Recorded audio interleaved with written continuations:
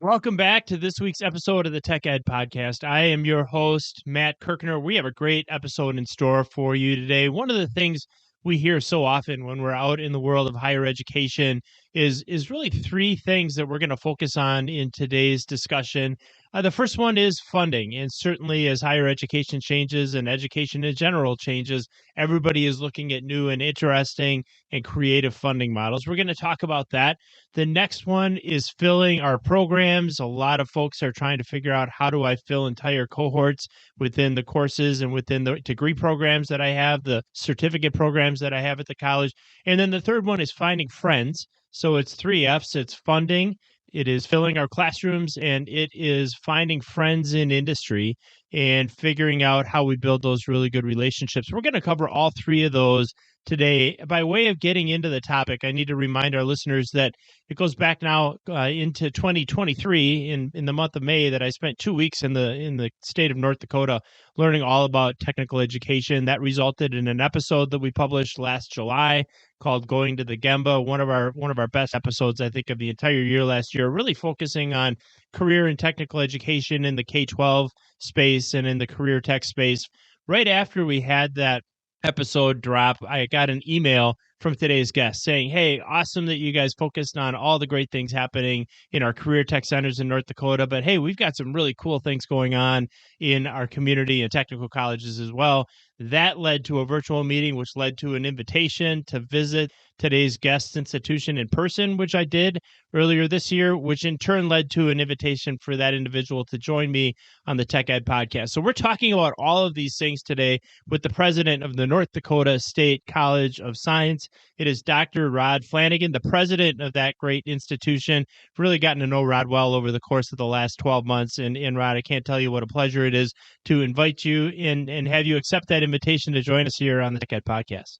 Well, thank you, Matt. Honestly, it was great to have you on campus, to show you around, to show you some of the good things that we're doing here. And it's great to join you today. Thank you.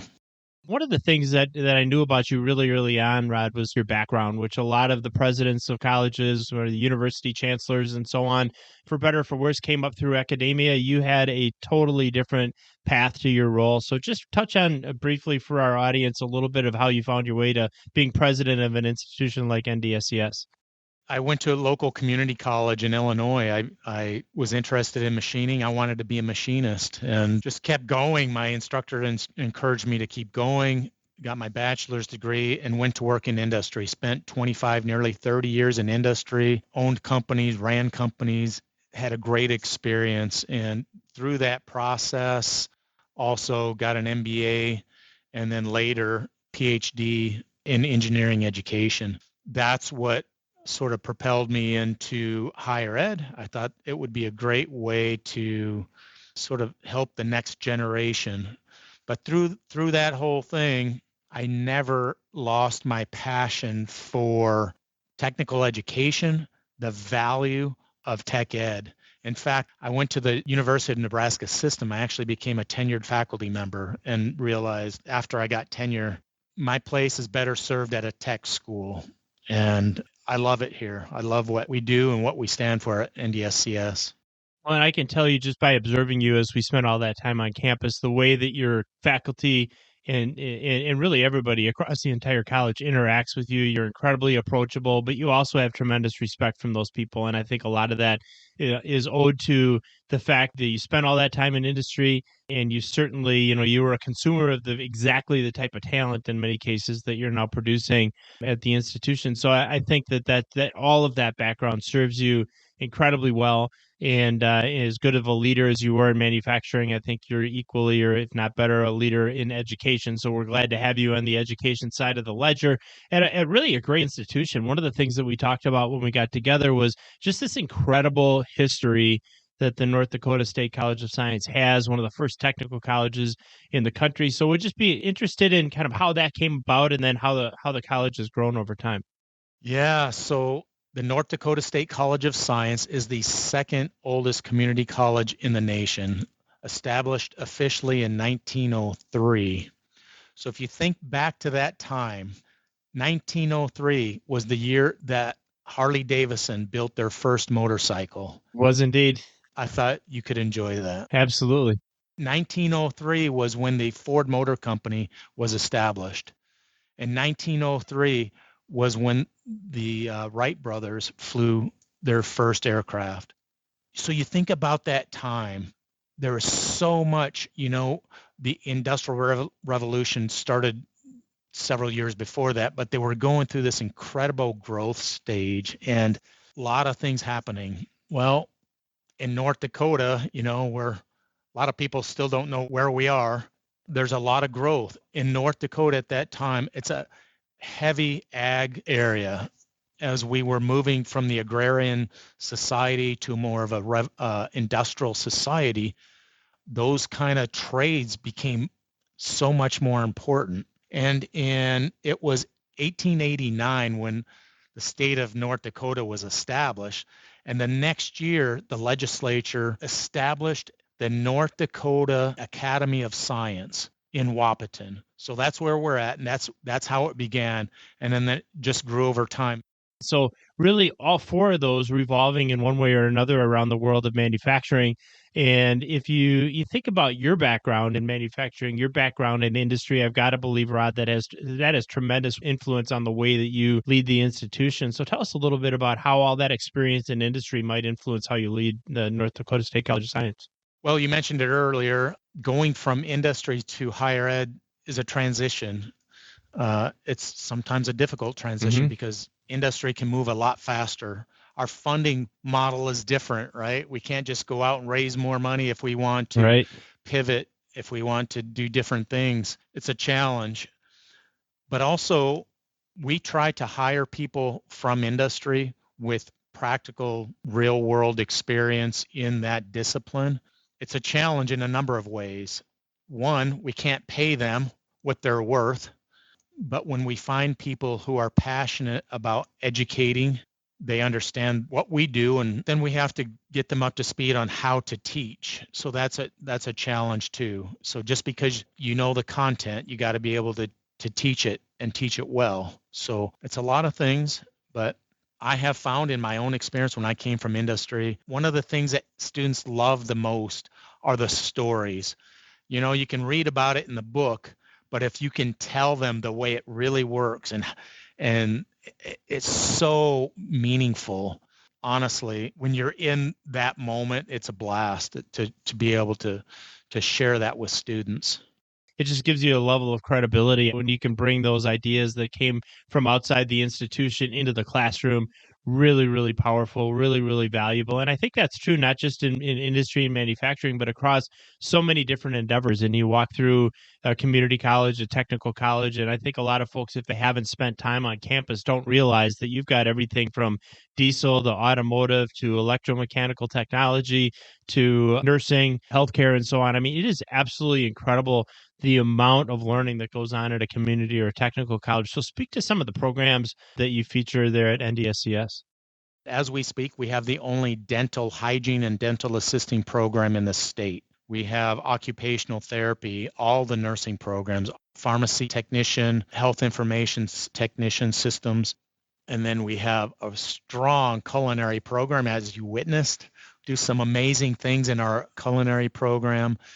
But we have a really strong precision machining program. We have HVAC, plumbing, electrical. Within electrical, we have residential, commercial, industrial, automation, robotics, mechatronics, automotive, auto body, and then our diesel program. Our diesel program is our single largest program on our campus. We have 250 students and 14 full-time instructors. I'll tell you, I mean, I saw a lot of great things and met a lot of great people. I think I commented to you, Rod, as we were walking and traveling through the campus in that cool Bobcat vehicle that you have as well. So just so our audience knows, if you happen to get an invitation from Rod Flanigan to visit the campus, you get the escorted, chauffeured throughout the campus in a really cool covered Bobcat. The Willy Wagon. Yeah, exactly. The Willy Wagon. It was a phenomenal way to spend the day and to travel throughout the campus. And I saw a lot of great programs, and I certainly don't want to take anything away from any of the other ones because I just saw some great technology.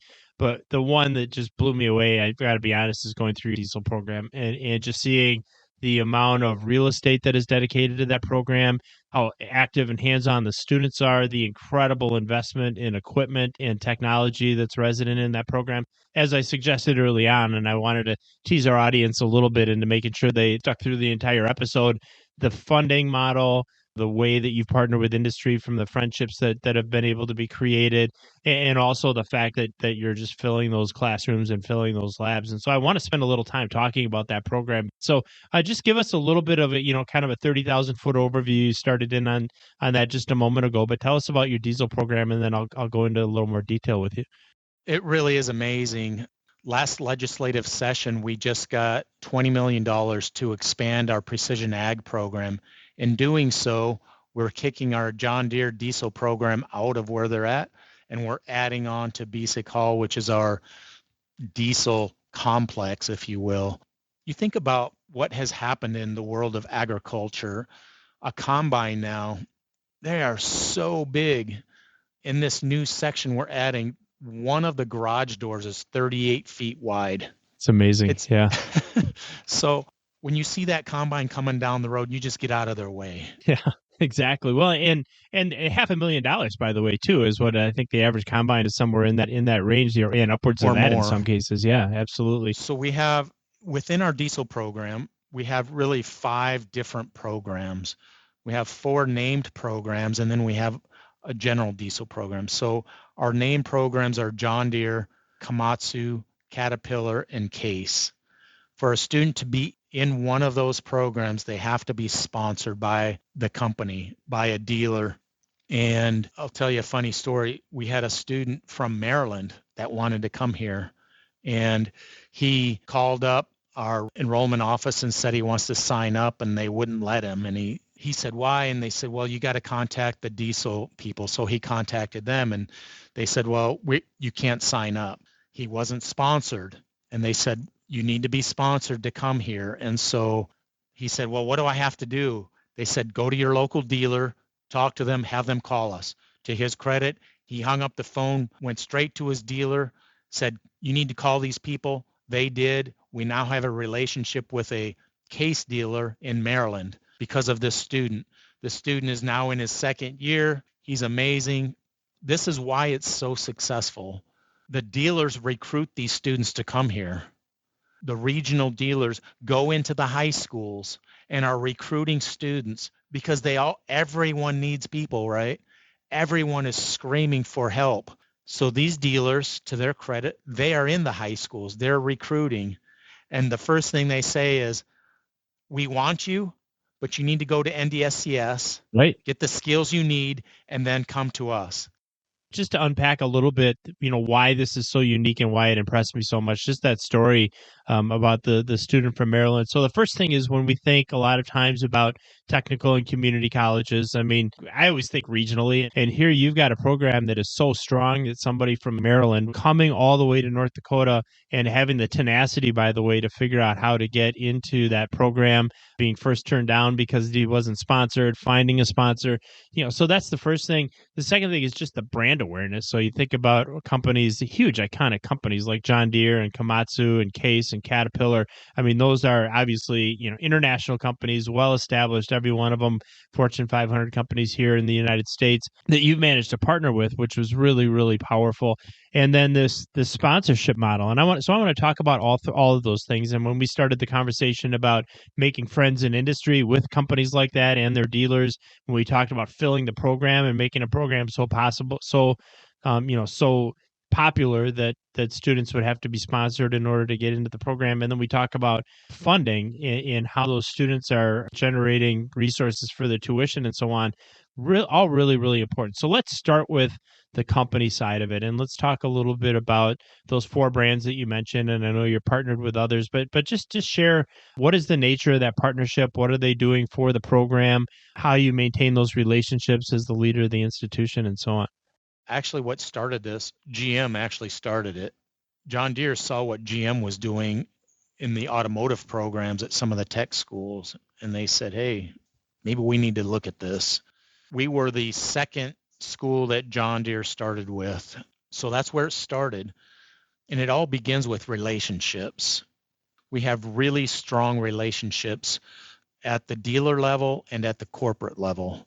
Each of these programs have dedicated space, by the way. There is John Deere space and Case and Cat Right. and Komatsu. Yeah. Everybody, they have their protected territory. Full of all their equipment, by the way, just so people can visualize that. So you're walking in and there's a John Deere seeder, a John Deere tractor, a John Deere combine, and multiples of a lot of those things as you're going into these dedicated spaces. Yeah, depending on the group. In Komatsu, big, huge construction equipment sitting inside.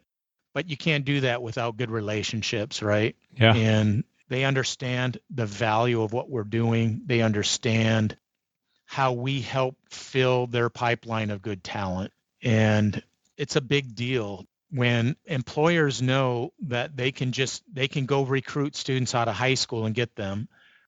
We are a Cat Think Big program. There's a process to learning their way, the Caterpillar way, and they learn it here. And I share with people, parents often, there's value to a student leaving home, coming here, living on campus. We have nearly 1,000 students that live on our campus. They build new friendships. It forces them to grow up. And when they go back home, they're a better employee. And it's not just the academic piece that they're learning.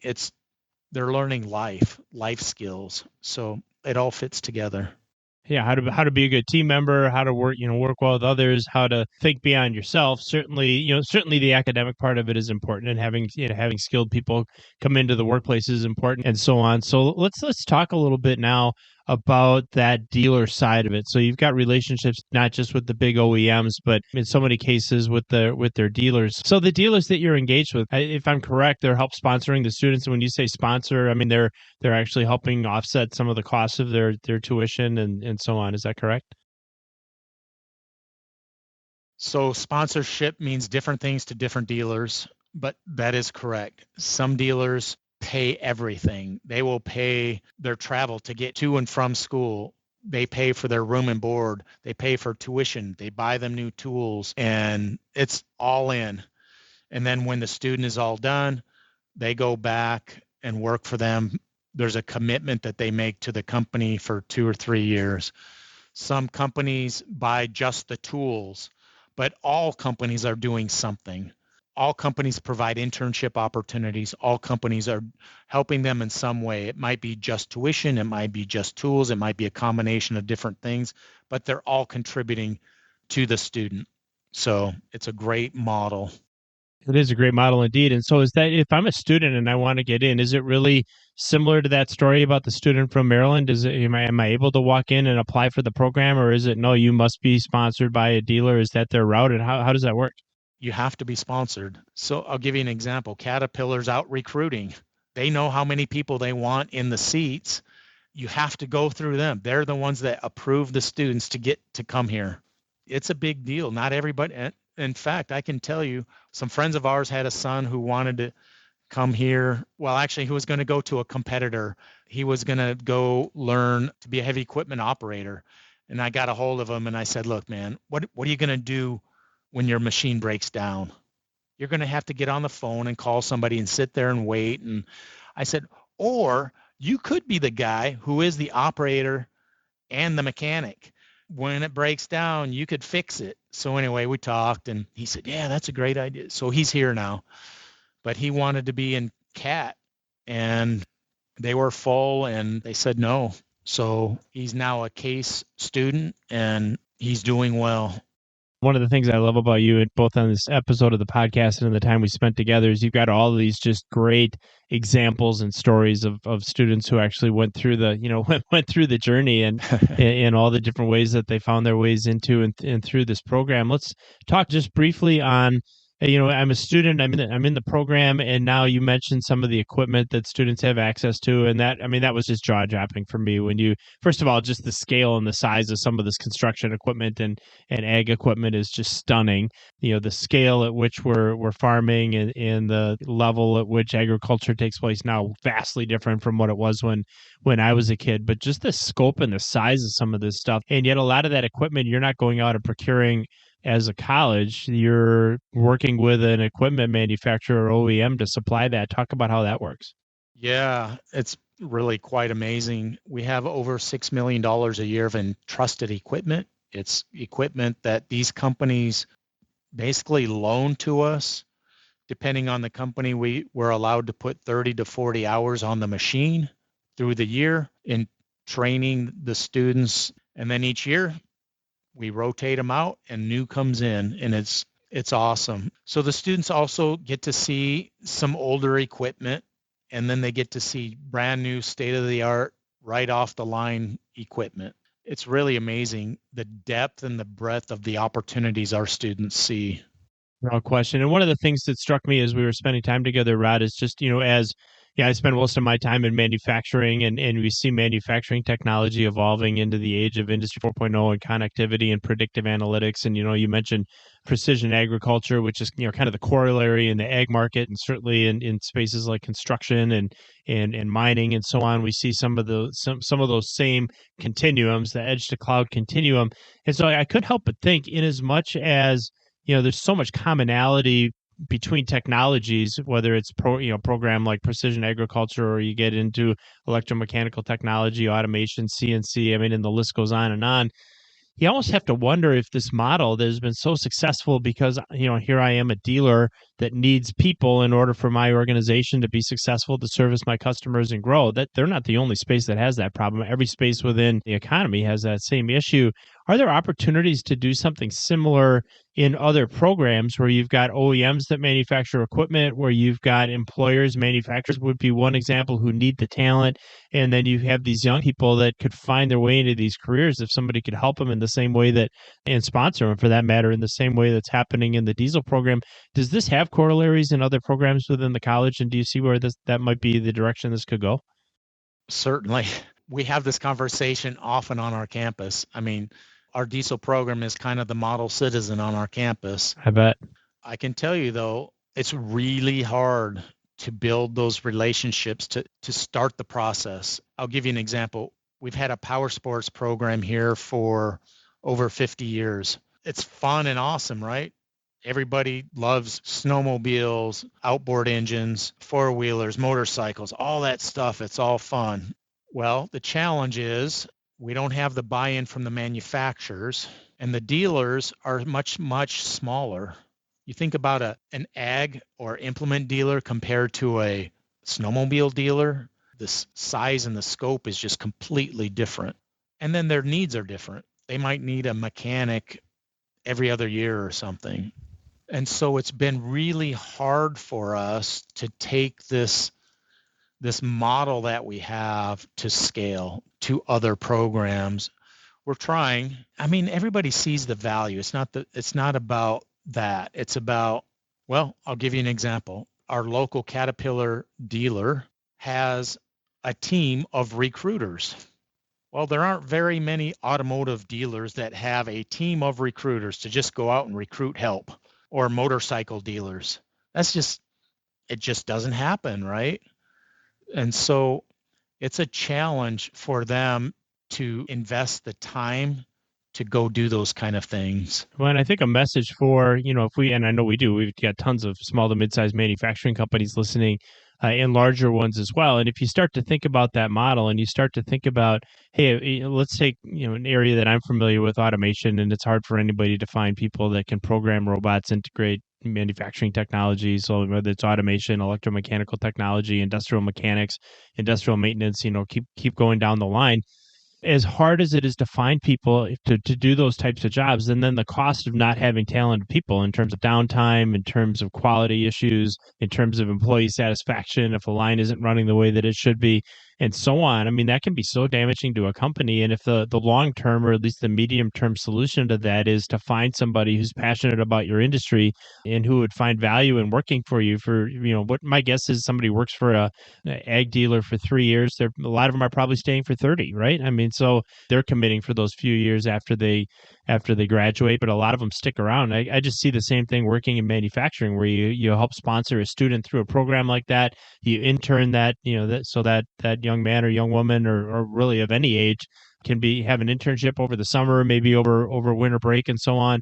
And then you build them into your culture, and now you've got this ready-made, talented person coming out of the program. And again, it's easier said than done, but I just see that there's a huge opportunity to mirror what you're doing. And I know you say this is the model citizen of the college, and I know it's a huge differentiator for you, and you may not want to give away all your secrets, but I know we've got folks in higher ed, presidents, vice presidents of academics, university chancellors, and so on, saying, how in the world could I mirror something like this in my program? What advice would you have for somebody trying to do something similar to what you've managed to do in the diesel program? I think the advice is you've got to establish solid relationships with your industry partners, whatever that industry is, if it's precision machining or nursing or diesel, automotive, whatever that industry is, you've got to have solid relationships, and you've got to have really sometimes heart-to-heart conversations and say, look, you've got to help us.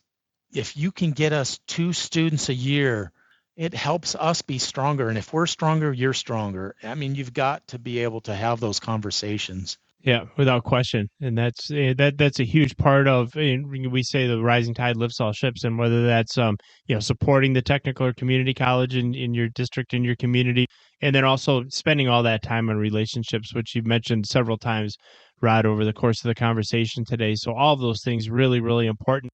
So are there other challenges that you see on the horizon for higher ed? I know you think a lot about funding and so on, but what are some of the challenges you think are coming down the pike? I think technology is going to continue to present a challenge. I know, Matt, you're big on talking about Industry 4.0, the application of AI. I think about that all the time and how we can integrate AI into tech ed and what it means to our students. Here's what I worry about. I think that the automation of things as AI, it depends on how we define AI, but electronic interface and ag equipment has been around for decades, 2 or 3 decades. So plug in your device through this CAN bus system, you get a feedback, right? So if that's a form of AI, we've had it for a long time. The challenge that we have is as we allow these devices to do the thinking for our students, we will begin to see students who can't think for themselves. Here's what's happening. We already see it at some dealers. They have 2 or 3 senior level mechanics who troubleshoot the problem and then tell the lower level mechanic what to do. Interesting. This is a problem. Yeah, what happens when those people retire, right? And all of those people have gray hair. Right, exactly. Yeah, no, that's a total challenge. We have to be really careful about teaching students to solve problems, to be innovators, to think outside the box, to troubleshoot systems. We can't just give them a tool, say plug it in, it'll tell you everything you need to do. That's not going to help us long term. No, you're exactly right. That's a really interesting observation, and one that I honestly didn't see coming, but I think it's really, really fascinating as we think about it. And I am a big fan of artificial intelligence. I think it's fascinating. I think the things that it'll allow us to do in a lot of ways will improve quality of life. But to your point, if we allow machines and we allow AI to start to think for our students and for people in general, we certainly lose something in terms of, first of all, what it probably it's just in general what it means to be human, and secondly, the ways that we can add value and the ways that we can continue to innovate. Just so many aspects of that. We talk in higher ed, we often talk about critical thinking skills. It's a big deal, and we try to embed that in everything we do. If it's English or math or whatever it is, we want students to come out of here with good critical thinking skills. So if I'm an industrial employer, an employer in general, if I'm a dealer, if I'm an OEM of agriculture or mining or construction equipment and so on, how can they help to make sure that we don't fall victim to that mentality of just letting machines and computers solve problems and not training our students and people in general to think critically and to troubleshoot and to solve problems? I think it's multifaceted. I think dealers can provide continuous professional development for their people. Send them to school, send them to training. If they're not there, provide a pathway for them to get there, right? Because the AI piece of this, it's not going away. In fact, it can only help us be better. We want to get better, use it as a tool, but we can't lose sight of the fundamentals. And I think that's what we're trying to do.